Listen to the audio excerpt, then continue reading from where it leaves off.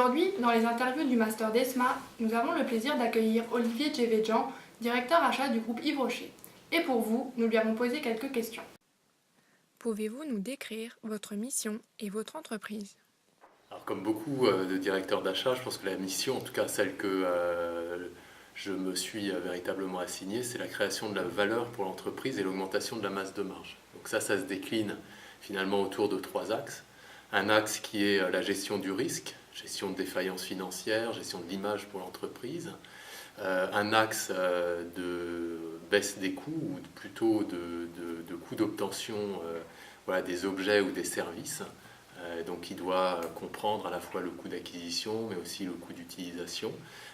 Donc c'est pour ça que chez Yves Rocher, nous, on a une direction achat et qualité qui intègre vraiment très intrinsèquement, et parce qu'on deal beaucoup dans le domaine de la partie cosmétique, sur cette partie vraiment obtention du meilleur rapport qualité-prix, à la fois sur des packaging, à la fois sur des matières premières, mais ça s'étend bien évidemment à la partie service. Le troisième axe, c'est l'axe de création de l'innovation. L'innovation, c'est le monopole de personne, mais c'est un axe important puisque la fonction achat est quand même très en interface avec les fournisseurs et qu'aujourd'hui, on sait que l'innovation vient principalement, en tout cas en grande majorité, sur des aspects de packaging, par exemple, de la part de nos fournisseurs. Qu'est-ce qui vous plaît le plus dans votre métier? Alors moi, je crois que ce qui me fait que je me lève tous les matins, c'est cette capacité qu'on peut exercer ce métier d'acheteur dans ce que j'appelle moi le BIN, c'est-à-dire le bienveillant, intelligent et naïf, et qui est capable finalement de remettre en cause un certain nombre d'éléments, de challenger le statu quo. Pourquoi? Parce que l'acheteur, en fait, la plupart du temps, il n'est pas spécialiste de grand-chose. Et surtout, il est très connecté. Voilà, ça c'est un des grands thèmes, en tout cas, des achats qu'on veut défendre chez Yves Rocher. C'est cette connexion qui fait que, on est en droit de poser un certain nombre de questions vis-à-vis des prescripteurs, de s'attacher, de s'attarder plutôt à l'expression vraiment du besoin fonctionnel qu'à la description de l'objet ou du service qui nous a été décrit. Et ça, c'est absolument fondamental parce que je crois en particulier que c'est un élément moteur aussi de motivation pour les équipes qui sont la composante de nos équipes achats. Pourquoi avez-vous décidé d'intervenir au sein du Master d'ESMA? Le master d'ESMA, pour moi, c'est un master qui est très ouvert sur le monde de l'entreprise. Et force est de constater que sur les quelques années finalement de contact que j'ai pu avoir avec ce master, j'ai été en contact avec des étudiants, bien évidemment. Donc c'est une richesse pour les étudiants de pouvoir avoir accès à des professionnels.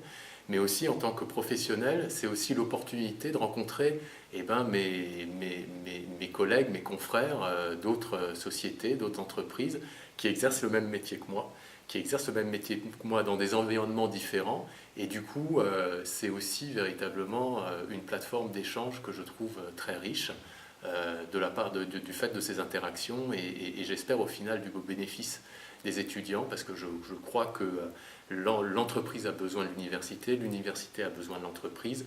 Les formations auxquelles finalement les étudiants du DESMA ont accès sont des formations qui sont enrichies par ce contact en entreprise et qui doivent véritablement faciliter l'intégration des étudiants dans la vie active. Quels sont pour vous les défis auxquels les acheteurs devront faire face dans le futur? Aujourd'hui, les acheteurs sont déjà des gens qui sont extrêmement connectés. C'est, je pense, véritablement l'essence même de leur métier, d'être des coordinateurs de compétences au sein de leur entreprise. Donc je ne peux voir que cette connexion augmenter dans le futur, ça c'est une certitude. Après, en fonction des domaines d'intervention, l'acheteur, et c'est ça qui est assez fantastique avec ce métier-là, c'est que c'est une feuille de route assez ouverte. Et derrière, alors on peut imaginer de plus en plus finalement des interventions de type lean vis-à-vis des fournisseurs, aller travailler sur la recherche des inefficacités, ce qui fait peut-être sortir aussi l'acheteur du carcan un peu qu'on peut imaginer de la stricto sensu de la comparaison de la structure de coûts sur des fichiers barbares, des fichiers Excel, et que l'acheteur rentre de plus en plus en contact avec finalement ses fournisseurs, de certes à être un vrai passeur. Et je pense que le métier d'acheteur, c'est un métier qui s'orientera de plus en plus vers un métier de passeur entre l'entreprise pour laquelle il travaille et les fournisseurs vis-à-vis desquels il étend son action.